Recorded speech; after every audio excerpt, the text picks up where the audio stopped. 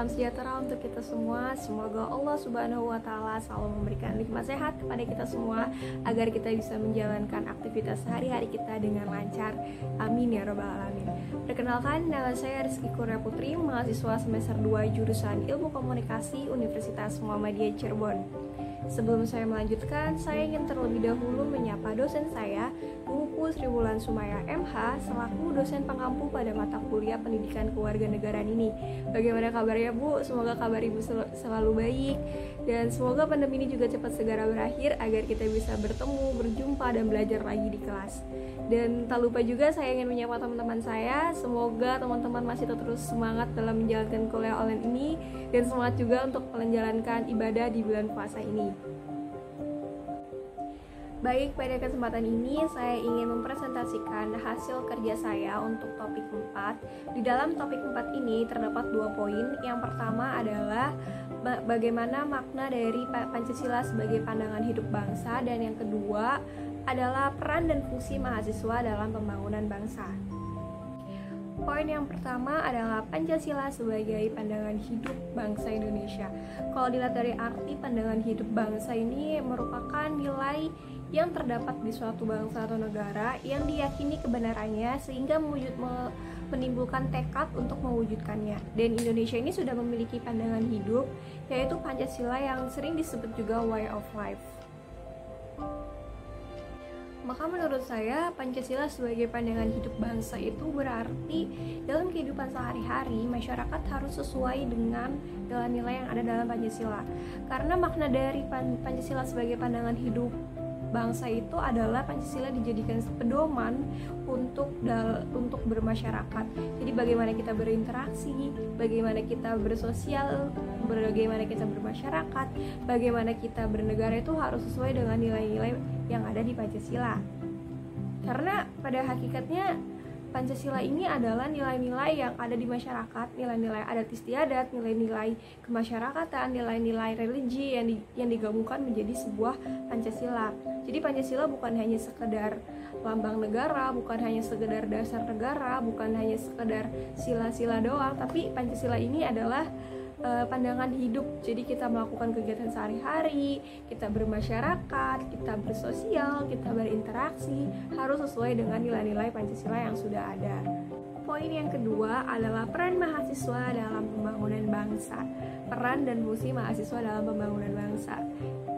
Di sini ada 3 poin yang saya rangkum. Yang pertama adalah mahasiswa sebagai kontrol sosial. Jadi mahasiswa ini mengontrol jalannya pemerintahan, entah itu pemerintah dalam menetapkan kebijakan atau membuat peraturan. Dan bila mana ada kebijakan atau peraturan yang banyak ditolak oleh masyarakat dan dianggap merugikan, maka disinilah peran mahasiswa untuk menyuarakan suaranya, karena suara mahasiswa adalah suara rakyat. Jadi kalau ketika ada yang kebijakan yang tidak sesuai dan banyak masyarakat yang tidak setuju, maka mahasiswa menjadi tempat penyuara untuk menyuarakan suaranya kepada pemerintah. Biasanya penyaluran suara ini dilakukan dengan cara demonstrasi. Namun demonstrasi yang dilakukan ini haruslah sesuai dengan peraturan yang ada, tidak anarkis dan tidak merusak sarana dan prasarana umum, tidak merusak infrastruktur, dan tidak membuat ricuh. Yang kedua, peran dan mahasiswa dalam pembangunan bangsa adalah sebagai bagian dari perubahan, atau bisa disebut juga, sering disebut juga, mahasiswa adalah agent of change.